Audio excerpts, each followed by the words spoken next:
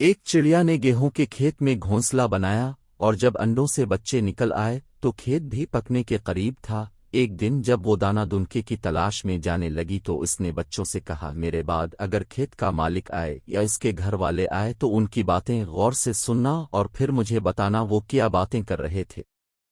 चिड़िया के जाने के जरा देर बाद खेत का मालिक आया और अपने बेटे से कहने लगा, मैं समझता हूँ खेत पक चुका है, कल सुबह ही सुबह अपने दोस्तों के पास जाओ और उनसे कहो कि खेत काटने में हमारी मदद करेंगे। शाम को चिड़िया वापस आई तो बच्चे पर फैला कर चीं चीं करके इसके आसपास फिरने लगे और जो कुछ सुना था वो बताने लगे और बोले, ए माँ, अब हमें यहाँ से जल्द अज जल्द चले जाना चाहिए क्योंकि खेत कटने वाला है।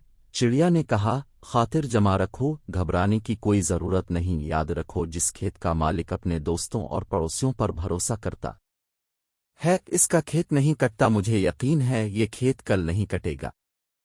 दूसरे रोज चिड़िया फिर बाहर गई और जाते हुए कह गई कि आज अगर मालिक आए तो उसकी बातें गौर से सुनना और मुझे बताना।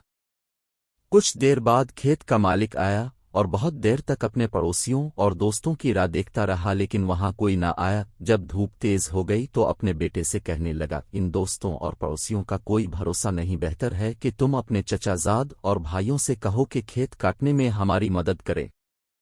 ये बात सुनकर चिड़िया के बच्चे बहुत डरे और जैसे ही चिड़िया आई तो पर फैलाकर और चीं चीं करके इससे कहा कि आज ये बात हुई। ये सुनकर चिड़िया ने कहा, बच्चों, खातिर जमा रखो, घबराने की कोई बात नहीं। मुझे लगता है कि इसके रिश्तेदार उसके काम नहीं आएंगे। अगले दिन जब चिड़िया दाने दुनके की तलाश में जाने लगी तो उसने फिर कहा, बच्चों, खेत के मालिक की बातें गौर से सुनना और मुझे बताना। ये कहकर वो चली गई।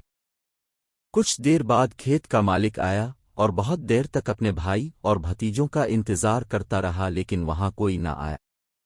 जब धूप तेज हो गई तो उसने अपने बेटे से कहा, ए मेरे बेटे, देखा हमारी मदद के लिए कोई नहीं आया, अब तुम दो दरंतियां तेज करके तैयार रखो, कल हम खुद ही अपना खेत काटेंगे। ये सुनकर चिड़िया के बच्चे बहुत डरे और जैसे ही माँ आई इसे पर फैलाकर और चीं चीं करके सारा माजरा सुनाने लगे।